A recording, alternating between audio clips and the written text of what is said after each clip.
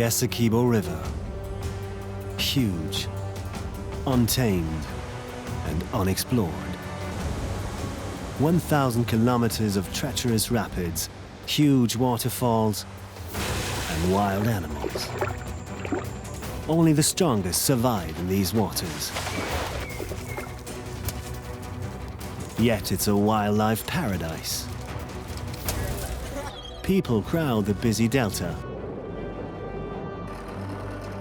a melting pot of races and cultures for centuries. And further inland lies the wild south, where indigenous people still live on the Essequibo's banks. Now, filmmakers Marion, Pöllmann, Rainer Bergomaz and young Sandy are on a mission to discover the mysterious source of the mighty Essequibo.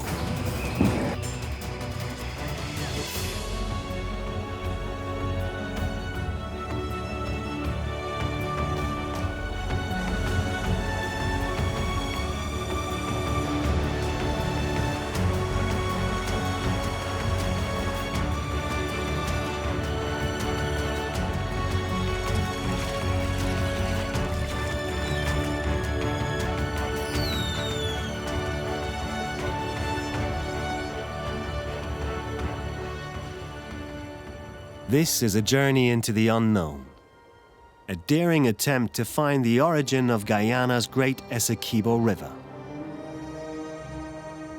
It begins at the enormous delta, spanning more than 60 kilometers and dotted with islands. 70 kilometers inland, the river is already several kilometers wide. The locals claim there are 365 islands between here and the Atlantic Ocean, one for each day of the year.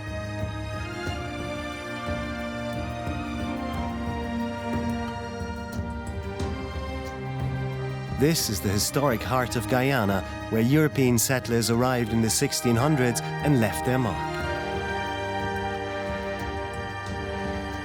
The Dutch built Fort Zeelandia to protect their lucrative plantations from military incursions by the French, the Spanish, and the English. Until 1814, the Dutch colony Essequibo was governed from Fort Island. Its remains a poignant reminder of Guyana's colonial past.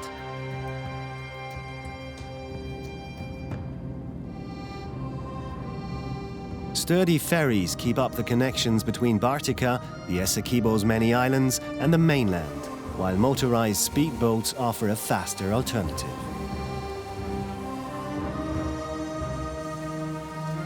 For the camera crew, this is the best way to explore the delta.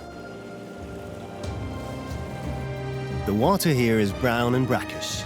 It's a mix of fresh river water and the Atlantic salty seawater. Perfect conditions for tiger sharks. Although slimmer than great whites, they're just as long and no less efficient and ruthless killers.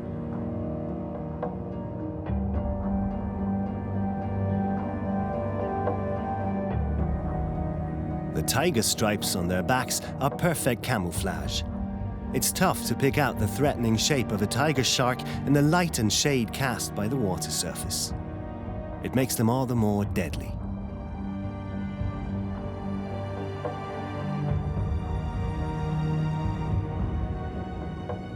A huge whale shark glides through the murky waters of the Essequibo Delta. Over 13 meters long and weighing in at several tons, this is the largest fish on Earth. Despite its size, it lives off the smallest creatures in the water, plankton. So unlike the tiger shark, this enormous water monster is harmless for humans. Above water, the boat speeds past an impenetrable green thicket. Mangroves, saltwater specialists able to thrive in the brackish delta waters. Stunning scarlet ibises live here in their hundreds. The mangroves offer them precious protection, and the soft mud at the water's edge harbors plenty of food.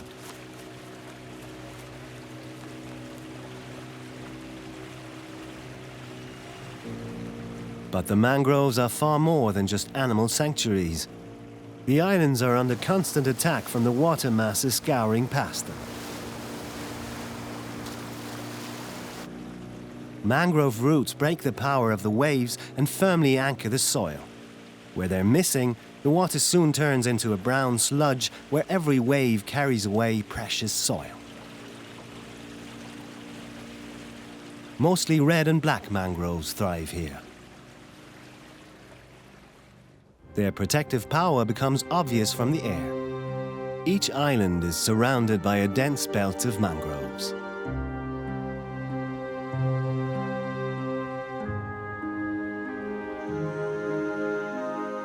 While the red mangrove weaves impenetrable root thickets, the black mangrove sends air roots to the surface that penetrate the ground like spikes. Mangrove crabs live among them. They're important. By burying and consuming leaf litter, they keep much of the forest's precious energy inside the system. And while out looking for food, the tangled mangrove roots provide precious shelter from aerial attack.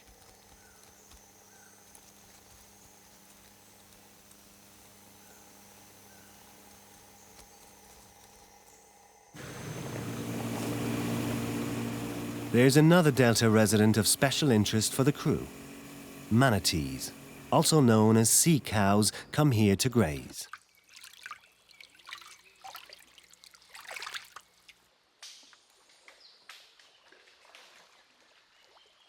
With a bit of patience, it's even possible to entice the large marine mammals right up to the boat.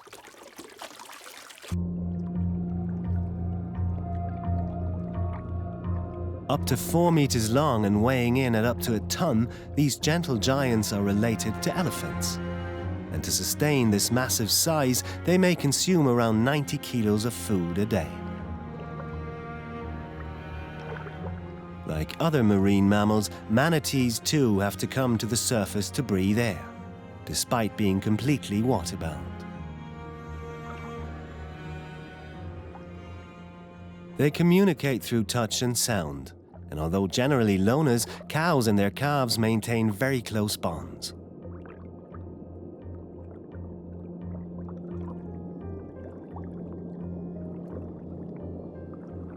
Their prehensile lips are not only important communication tools, but they're also essential for grazing.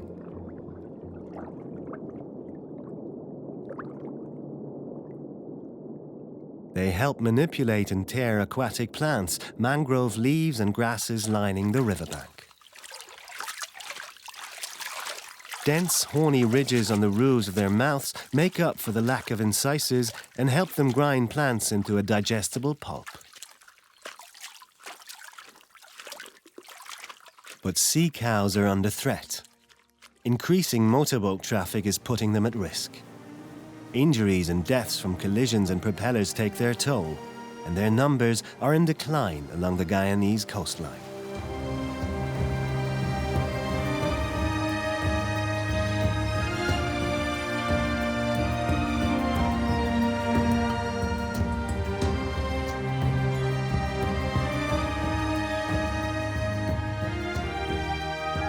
Where mangrove forests are intact, the land behind them is protected and safe.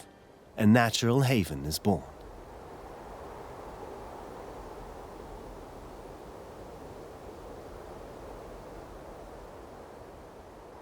A bewildering variety of animals have made this twilight world between wet and dry their home. The mudflats offer plenty of food, and extensive shallow water pools are bountiful hunting grounds.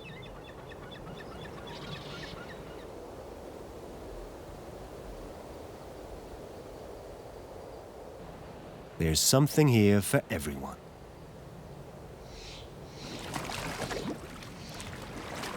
Prey is easy to come by, but manipulating it with a cumbersome beak is a matter of practice.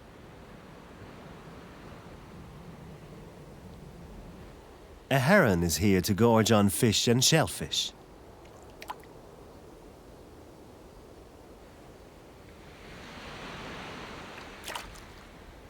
A crab makes for a bite-sized snack.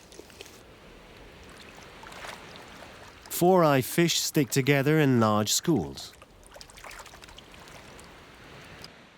They let the waves carry them ashore. Not a problem for these ingenious fish. They use their pectoral fins to push themselves along on solid ground. But danger is everywhere. To survive here, they have to be vigilant. Their split eyes allow them to keep watch above and below water at the same time. A mere shadow is enough to send them scuttling and riding the waves to safety.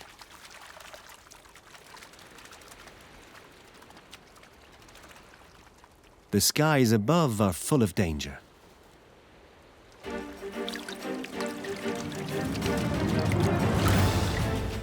Keeping together in large groups also gives them an element of safety in numbers.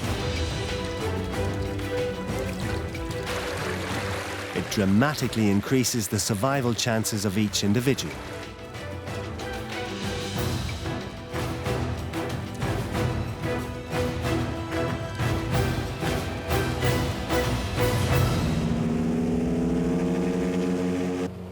The northern edge of the Essequibo Delta is even wilder. It's a plane ride away. Even from 3,000 meters up, the mouth of the Essequibo is too big to take it all in.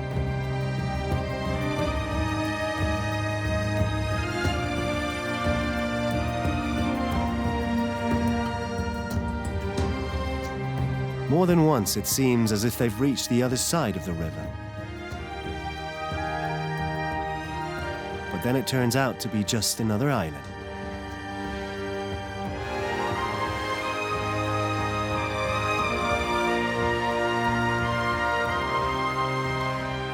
Signs of human life quickly disappear.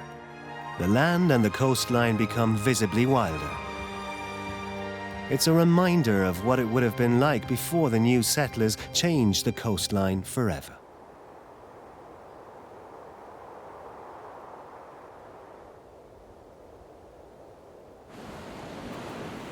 Their destination?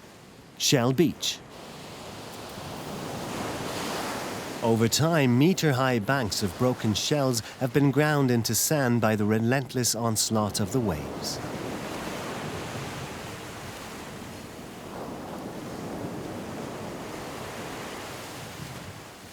Its pristine condition has made Shell Beach an ideal sanctuary for sea turtles. Many of them come here to lay their eggs. This leatherback is huge. They can grow well over 2 meters long, and the largest ever found weighed almost a ton. They're the biggest of all turtles. It's here to lay the foundations for the next generation. Record holders in the water, with dives down to an incredible 1,300 meters, they're clumsy on dry land. Their paddle-like legs may be ideal for life in the water, but on this beach they make only poor transport accessories and inefficient digging tools for the excavation of the nest.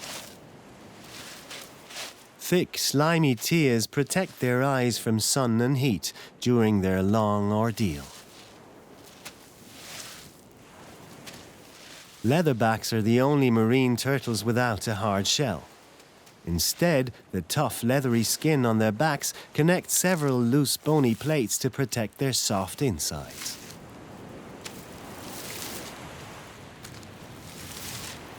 Finally, she can return to her element, water. At certain times of year, countless sea turtles visit this stretch of Guyana's coastline to lay their eggs in the sand. 140 kilometers of unspoilt nature all the way from Venezuela to the northern edge of the Essequibo Delta. Apart from leatherbacks, there are green sea turtles and even very rare hawksbills and Atlantic Ridley sea turtles.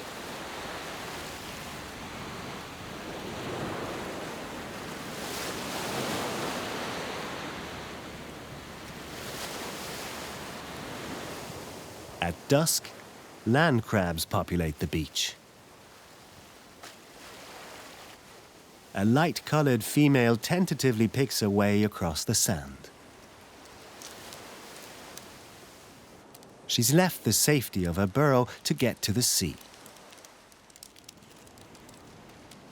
a precarious undertaking.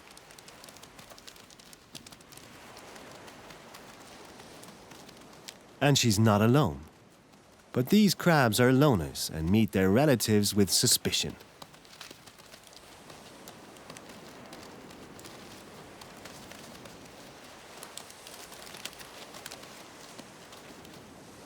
They may have a mainly vegetarian diet, but occasionally smaller specimens of their own kind also find their way onto the menu. There's purpose to their outing. A few weeks ago, when the weather and phase of the moon were just right, it was mating season. The females have been carrying the fertilized eggs around with them ever since. But now it's time to release the larvae into the sea.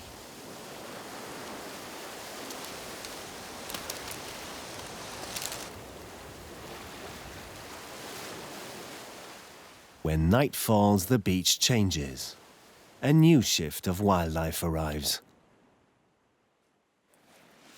Under cover of darkness, a green turtle digs her nest just above the waterline. A long-winded ordeal.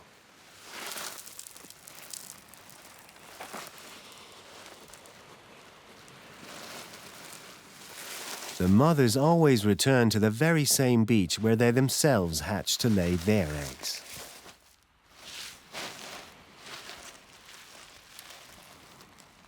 Every season, each female produces several clutches of eggs.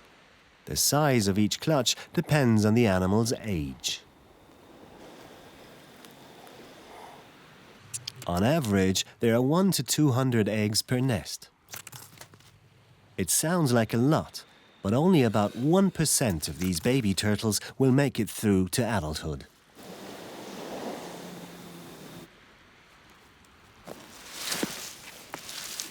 The last task, carefully covering the nest with sand. The mother's work is done. She leaves the sun to incubate the eggs, and her babies will have to fend for themselves from the word go.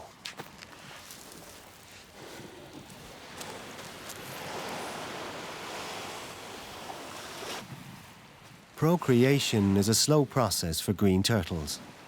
The females only mate once every 2 to 4 years. And when they do, it costs them a lot of energy to dig their nests and lay their eggs.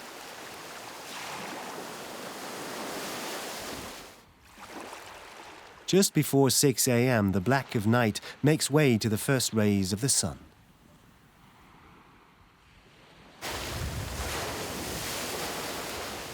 Underwater, the exhausted green turtle mother makes her way back to the open sea. They often travel several thousand kilometers between their feeding grounds and their nesting beaches. But she's tired and dangerously exposed. A tiger shark has her on his radar. He cautiously circles the weakened mother. The killer makes a careful approach. He senses an easy meal. Adult green turtles don't have many enemies, but a tiger shark is one of them. There's nothing she can do to defend herself.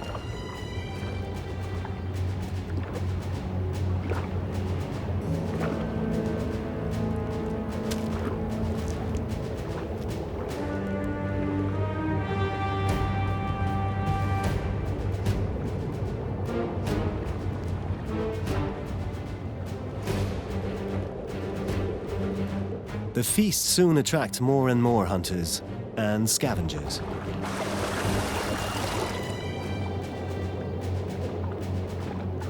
In no time at all, they've torn her apart. All 100-odd kilos of her. The drama in the sea soon attracts opportunists from the sky. Seagulls. They delicately pluck small morsels from the water, all the while keeping a careful eye out for the sharks. Seagulls, too, could become an easy meal for them.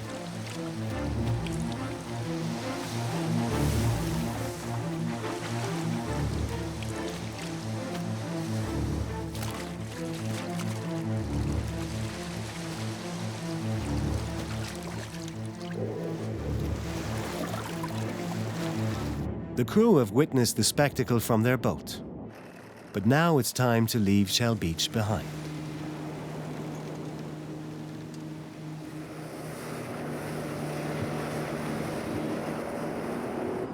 The Essequibo is one of South America's 7 great rivers. It drains all of Guyana and even parts of Venezuela. And it harbors the team's next destination, a unique natural spectacle, best approached by air. Yeah. Major Weeks is a pilot with the Guyana Defense Forces. He'll be their pilot. What I want to do is... But the weather is reason for serious concern. Weather conditions. Right now, the only thing we got positive is that in the vicinity of Marion is okay. Right? But looking this way, they still see cloud cover and the mountains visibility is not that good right now. Okay. For sure right now until we get in there. Look, I need him ahead of me. Ahead? I want him ahead of me. He could give me an idea where they're coming in. So I don't want to push that right now, because we created for fuel to get in there, get the work done in Kaieteur, and then get back out. So we can't we can't do that. Sorry, Raina. The plan is for the more robust Islander plane to fly ahead with most of the equipment and report back on the weather conditions. The helicopter will follow slowly. The flight will be both long and dangerous. Nothing can be left to chance.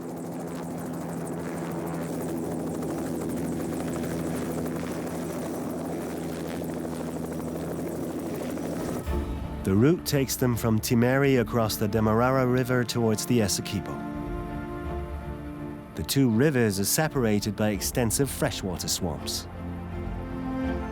Palm trees dot the surface. They're able to survive where other trees would succumb to the waterlogged conditions.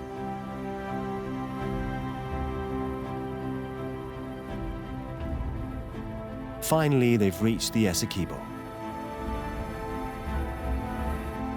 The helicopter follows its course upriver.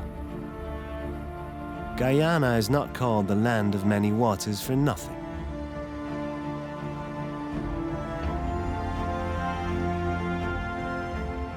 Their destination lies 150 kilometers inland on the Potaro River, a side arm of the mighty Essequibo.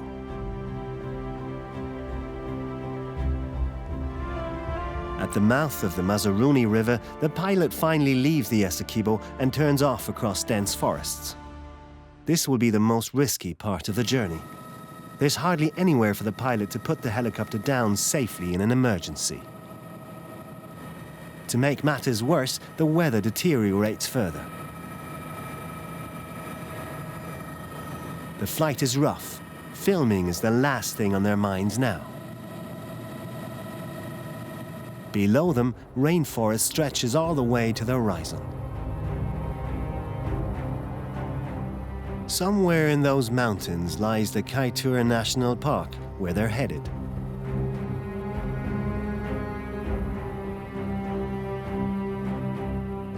The area surrounding the national park bears the scars of mining operations. Guyana is rich in gold and diamonds. At least the clearings offer landing opportunities to the pilot. Landing on the rocks along the river would be far riskier. And it's completely impossible over the forest itself. Meanwhile, the Islander has taken a much more direct route and has long left the bad weather behind. It's approaching its destination, the Kaieteur Falls.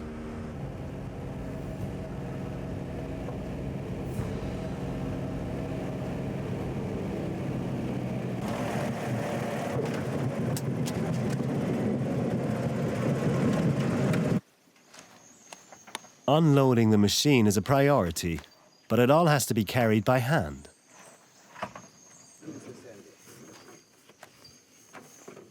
Even each 200-kilo fuel canister has to be lifted out.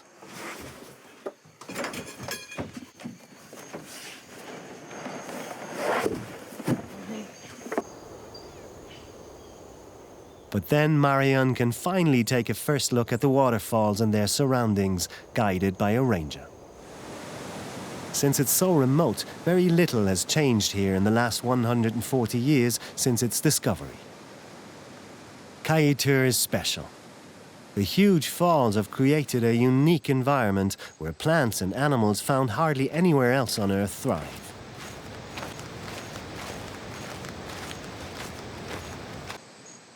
There are countless epiphytes, plants that live off others, usually amongst the treetops.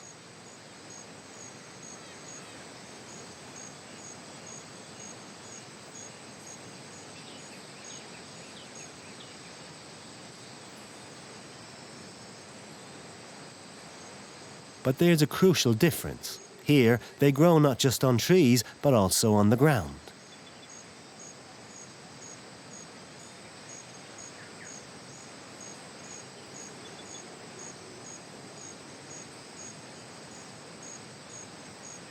Some reach gigantic sizes.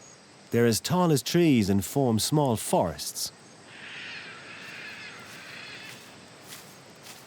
This endemic kind of bromeliad grows several meters tall.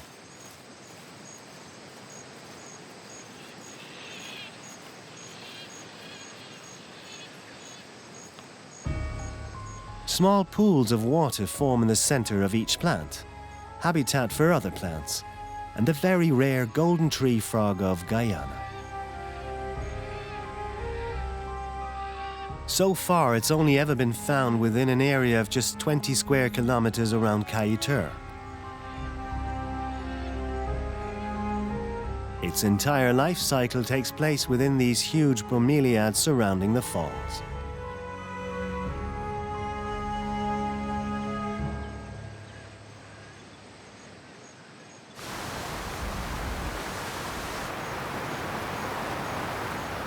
One reason for the special flora and fauna around here is the ground.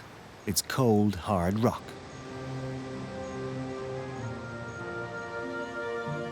But it's covered with a green carpet of vegetation. Anything growing here must have special adaptations.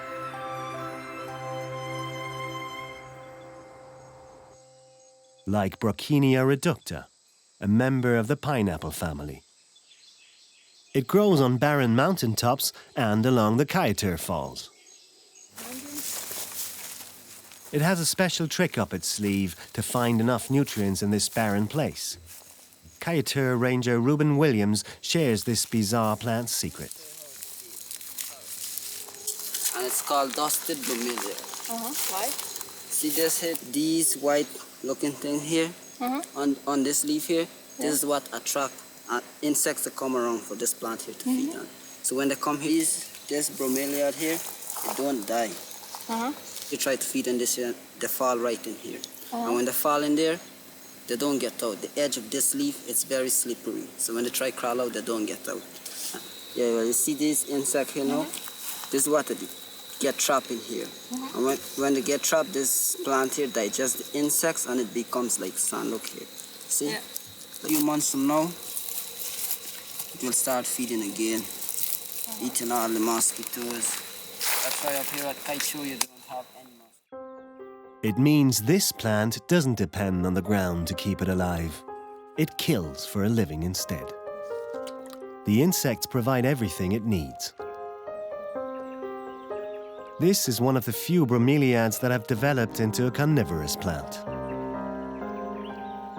But it's not the only meat-eating plant at Kaieteur. A local variety of sundew, just a few millimeters across, forms entire fields of killer plants. Sweet, sticky secretions glisten on its leaves, irresistible treats for passing insects. Their tragic deaths sustain the plants. Eventually, the helicopter too approaches the waterfall. The weather continues to be tricky. The long canyon of the Potaro River disappears in the mist.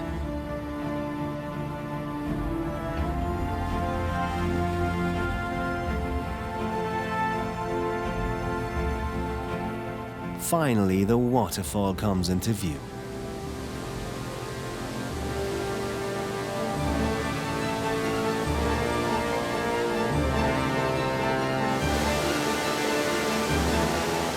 Its waters plunge 250 meters into the chasm below.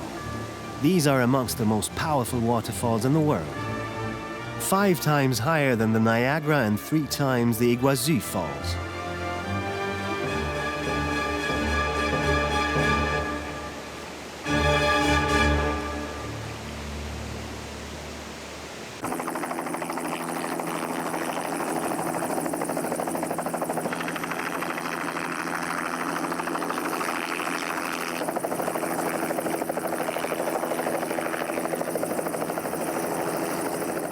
They've arrived, a relief after the tricky flight. But there's no time to lose. Reiner and Young immediately set off to join Marion in exploring the area around the falls.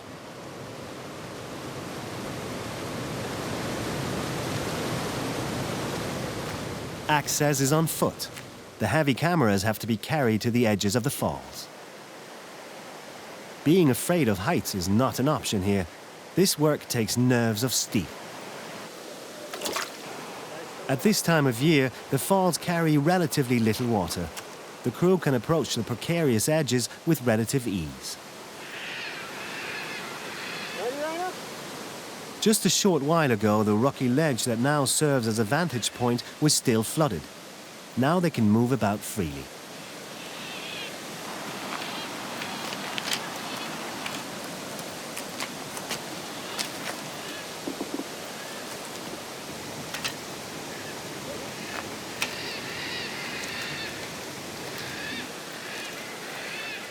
They're so close they can almost touch the falling torrent, even if it means balancing on steep cliff edges. The name Kaieteur has been taken from the language of the Patamona Indians. The old man falls.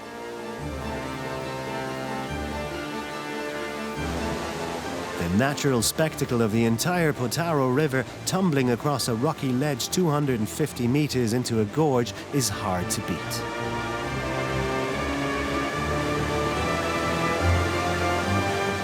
The Kaieteur Falls are far more than just waterfalls.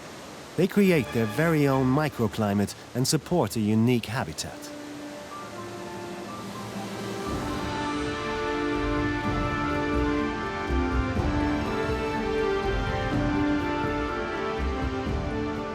A colony of caciques has found a home in the trees next to the river.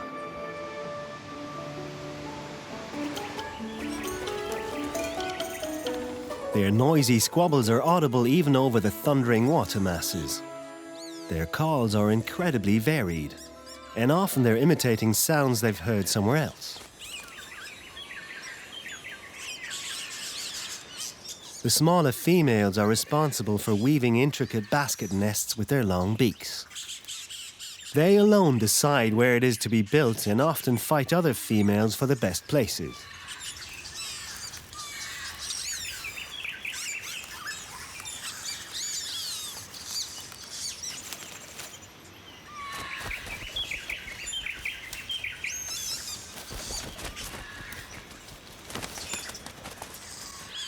But a toucan could be bad news.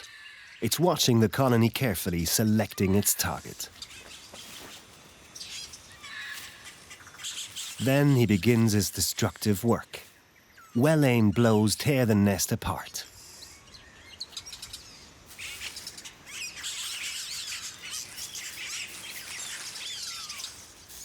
The caciques watch helplessly. The toucan is more than double their size, but perhaps a surprise attack might deter the killer. Success, or so it seems.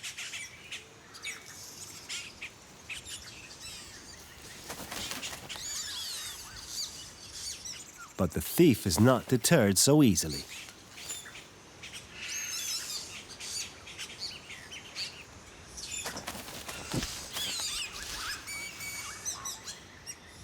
An easy meal like this is not to be wasted.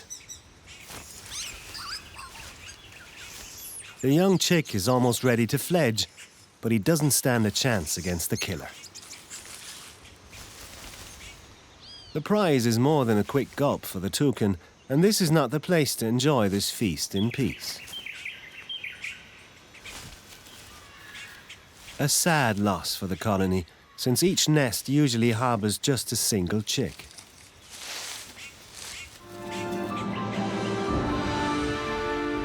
The Potaro River's unsteady water levels mark the passing of the seasons.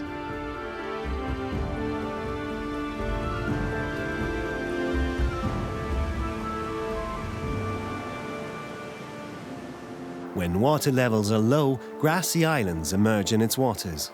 As the usual pressure from the raging torrent declines, the grasses can finally grow tall and begin to flower and seed.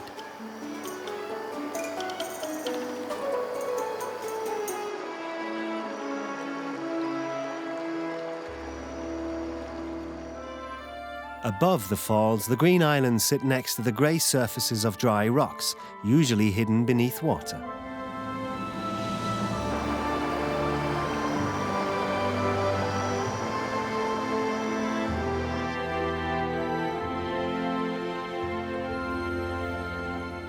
The watercourse narrows.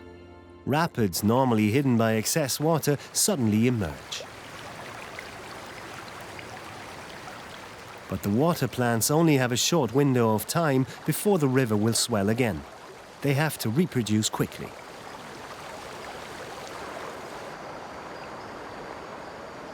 Spectacled caiman also profit from the changes in the river. They use the newly emerged small islands as perfect basking and vantage points. And when water levels are low, more fish concentrate in smaller areas. It makes them easy pickings for the caiman.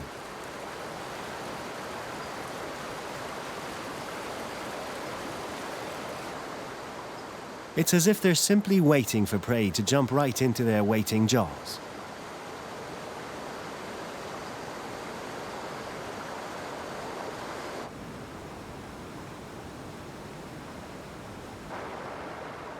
But sometimes it's enough to swipe sideways with speed.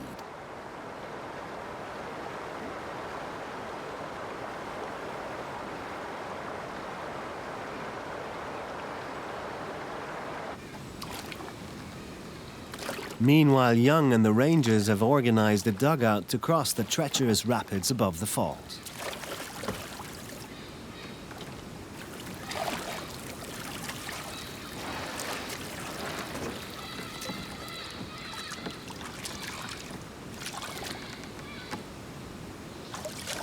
From here, they can keep a close eye on the other shore.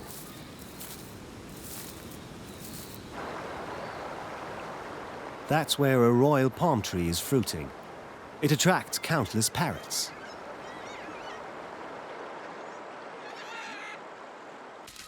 The egg-shaped sweet fruit are both nutritious and delicious. Green-winged macaws can't get enough of them. Using their strong beaks, they delicately pluck the fruit from the tree.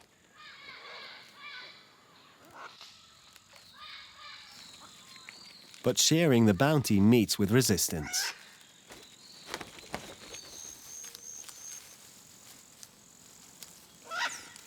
They all want to make the most of the fruit, while stocks last. It may be some time before they find another opportunity to gorge themselves.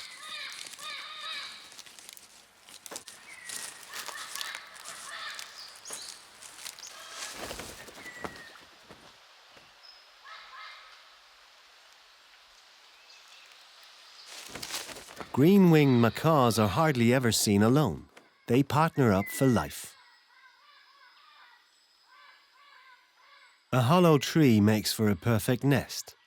The chicks stay here for around 100 days, and until they're ready to leave, they're cared for by both parents.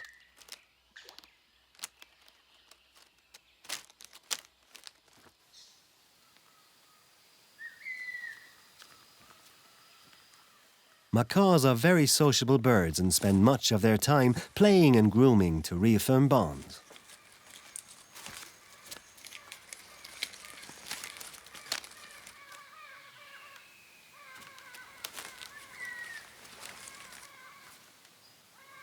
Out in the open, the birds are on high alert. You can never be too careful out here. That's why staying in pairs or in larger groups has its advantages.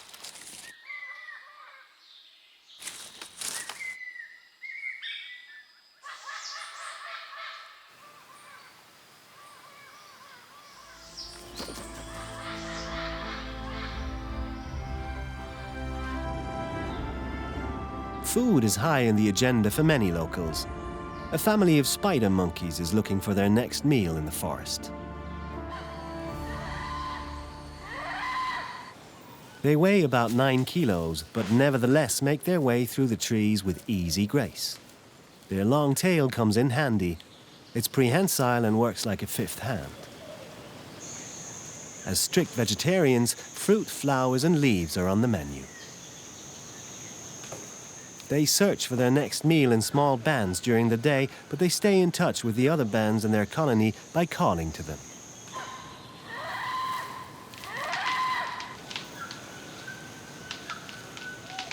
This baby is dependent on its mother for almost 18 months. It learns everything from her, including that it's best to hide when a harpy eagle flies.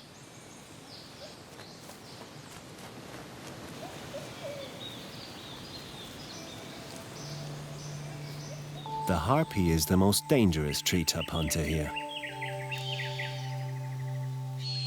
But it'll take at least another year before this chick will join its parents in the sky. Until then, mother and young are entirely dependent on the father's hunting prowess.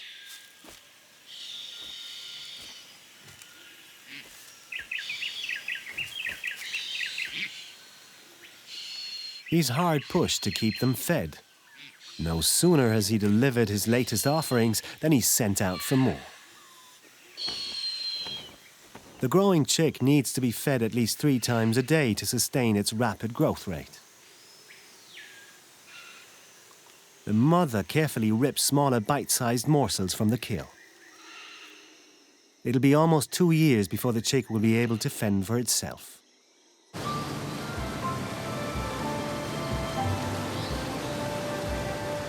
Meanwhile, the crew reassembles at the Kaieteur Falls to capture a very special spectacle.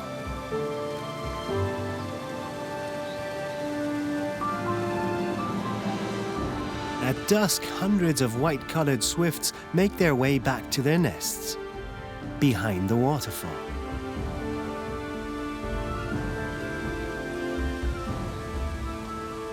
This is where they come to sleep and to care for their young.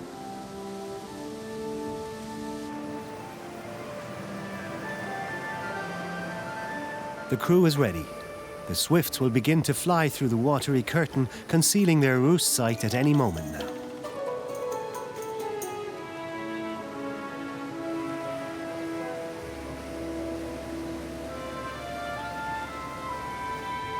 The Kaieteur Falls protect their nests from raptors and other thieves.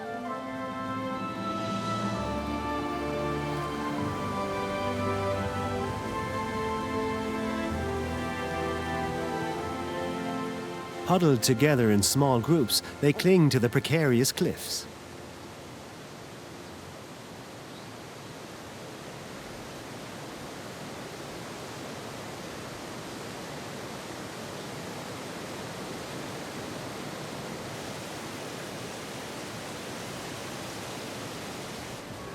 Nothing will get through this to attack their colony now. As night falls, all the swifts have disappeared behind the falling torrent.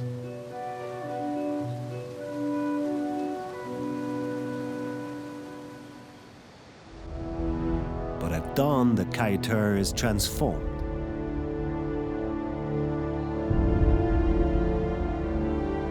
Strong gusts whip up fog and water spray and fill the canyon with mist.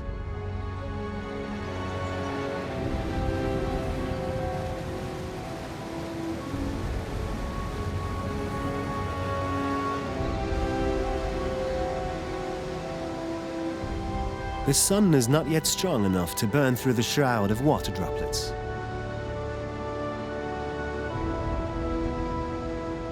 But the irritating fog has its uses. It's what keeps the plants and animals around the falls alive, even in places where it seems almost impossible for them to eke out a living.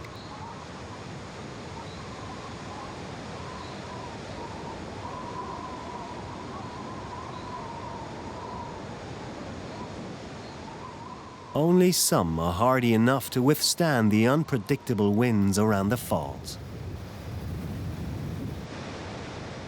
Mosses and lichen cling closely to rock surfaces near the water.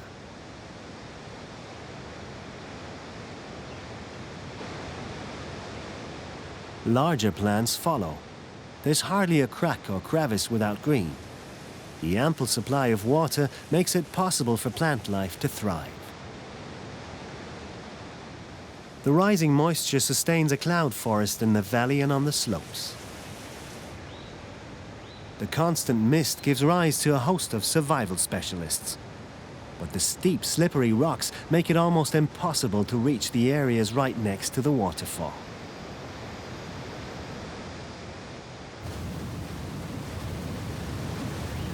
Unless, of course, you can fly.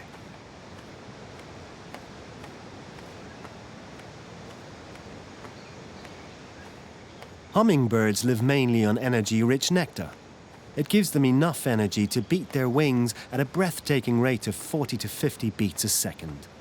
Relative to their body size, that makes them the fastest vertebrates on Earth.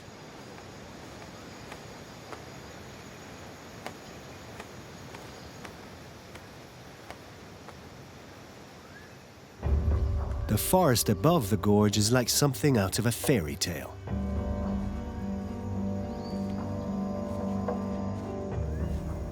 Marion explores the forest around Johnson's View.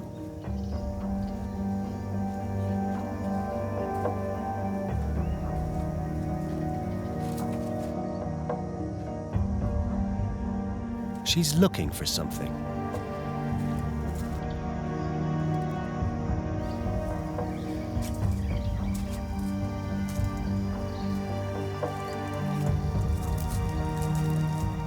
Small trees grow on and around the big boulders here in bizarre formations.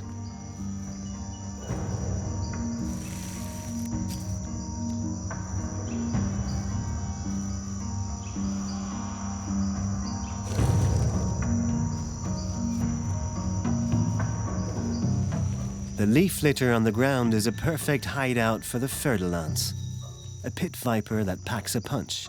Its venom is lethal. They're common in these parts, even if their perfect camouflage means they're rarely seen.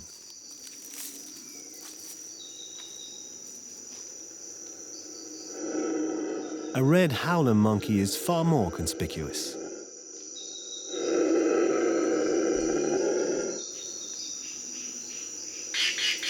But the team is after something even more striking: the flamboyant cock of the rock.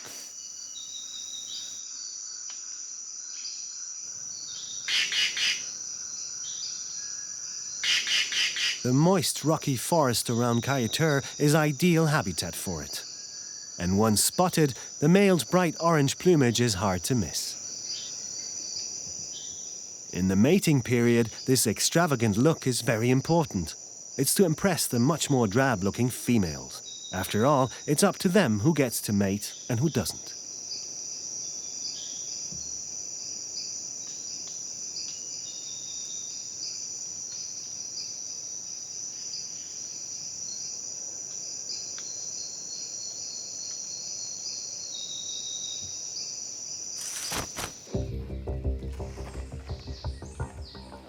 Back at the ranger station, Major Weeks and his assistant officer get the helicopter ready.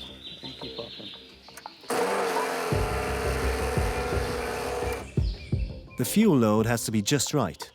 They want to get as close as possible to the raging torrent of the Kaieteur Falls. It's risky, and the load on board has to be calculated carefully. We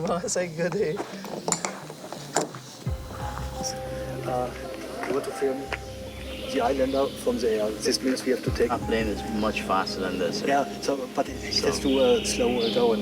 Okay. And we have to fly plane with cruise. Last discussions on the ground. Yeah. Then it's time to get going.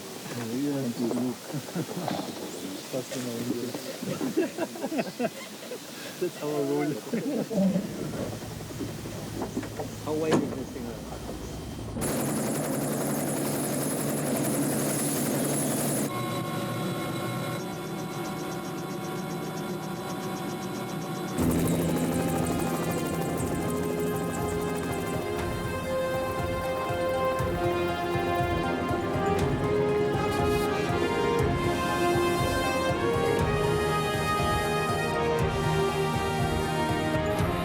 3 cameras are on board to capture the best views of the imposing falls from the air.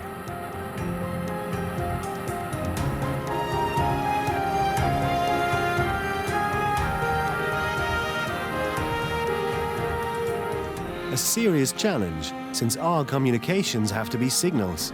The noise of the engine is too loud for a conversation.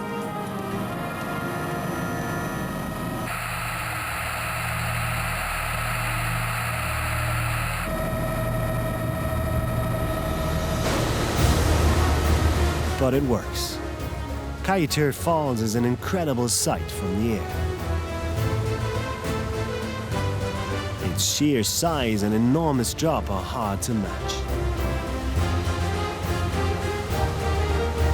The Kaieteur Falls is one of the great natural wonders in the barely known river system of the mighty Essequibo.